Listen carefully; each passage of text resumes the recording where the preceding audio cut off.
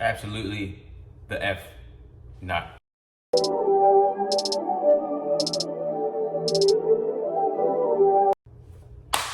YouTube, back with another one. You know what it is, another reaction video. I'm about to react to another barber. His name is, I think, Adrianthebarber on Instagram. Before we get into the video, let me get a like to spread the word. Let me get a subscribe so you can see more of my content. And if you like the video, if you don't like the video, let me know in the comment section. So like I said, we about to get into this video. I guess I got two clips this time. Last time I had one clip. This time I got two clips from Adrianthebarber. All right, let me pull it up. I'm watching it for the first time now too also, so we're gonna watch it for the first time together. Most barbers that do rent, I pay my rent, it's not my shop, why am I gonna clean the restroom? I pay my rent, why am I gonna clean the front? And that's a poor argument because it's like the same restroom your customer uses, my customer uses. The same waiting area your customer waits in is the same waiting area my customer waits in. But we all collectively as a group need to be a part of keeping the shop. Absolutely the F not. Nah, I'm not cleaning no bathrooms. I'm not cleaning no waiting areas. I'm not really cleaning shit, honestly. If I'm at a booth rental shop and I'm just paying my booth rent for my station, bro, I'm only occupying my area. My only responsibility is to keep my area clean. And sure, I might go as far to like sweep everybody's area. If I'm sweeping through, if we got like a floor vacuum, sweep it just into the vacuum. I'll start at the front, maybe in the waiting area, and sweep all the way to the back and get everybody's station type stuff. But that's like the most I'm doing, bro. I'm not cleaning no bathrooms. I'm not really cleaning no fucking areas other than my station. And that includes me like Windexing the mirror, wiping down my mirror, or you know, disinfecting the top of my station. But that's it, man. I ain't cleaning no bathrooms. I don't know. Maybe if you had a commission shop type situation, maybe, but I didn't experience that either. Honestly, the commission shop I worked at, we had a person that came in and deep cleaned the shop a couple times a month, and we were responsible for keeping our areas clean. I've been in a booth rental situation. It was the same situation. A lady came in like maybe once a week, so that's a couple times a month, to deep clean the shop, and I was just responsible for my area. I don't know what he talking about. We ain't cleaning no bathrooms. Like, yo, if you got a boss like this, get a new boss. Or go to a new shop, because we're not doing none of that. Y'all smoking crack! Something is wrong with you people! Still your own boss? It's tough. Like, the biggest misconception the barber industry has in general is like, oh, I'm my own boss, whatever, this and that. Bro, you work for more people than anyone else I know.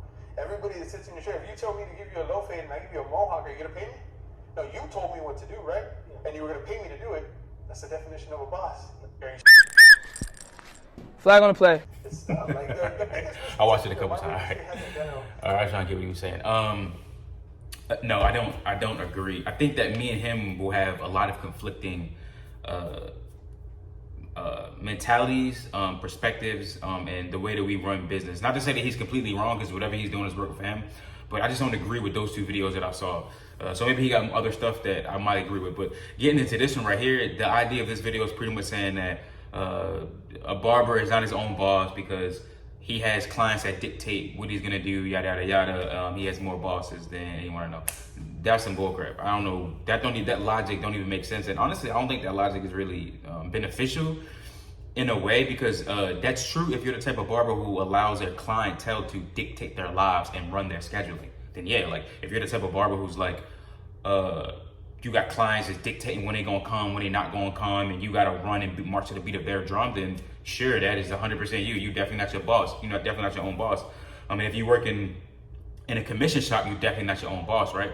But I think that if you are a 1099 and you are renting your own chair, technically you're your own little small business in that area. And if you have your own studio or something like that, you're definitely your own boss, bro. Like, my clients don't dictate my schedule. I put my schedule out and I set the parameters in which I will be available, and you can book within that time period. Them dictating and telling me what I can and can't do outside of those work hours is not happening. It's non-negotiable. That's just not happening. It's a non-factor. So I tell my clientele what parameters in which I work in, and they have to adjust their things accordingly. Now, if we have a conversation for having a scheduled appointment outside of that time frame, then sure, I might mark the price up a little bit, but I'm controlling it and dictating it.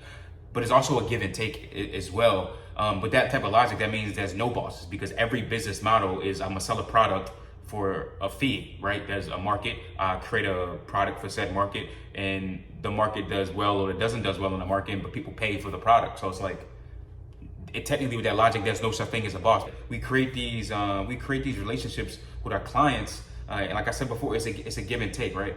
We are thankful for our clientele. We love our clients. A lot of them become friends, and we build rapport over time.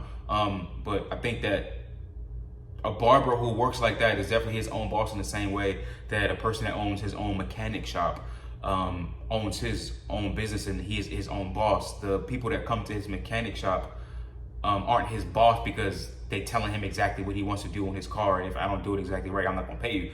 No, you gonna pay me. You gonna pay something. Like if you were to come in and sit in my chair and you don't like the haircut, you've already paid online. If you don't like the haircut, you just don't come back again. But if I give you a haircut and I do my best to get it to get it there for you to the best of my ability, and you're just unsatisfied with it, like, you don't have to come back again, but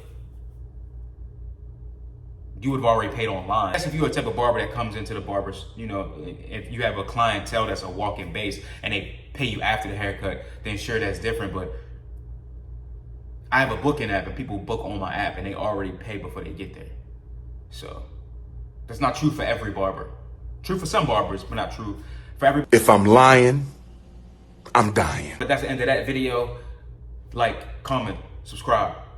Till next time, fuck with.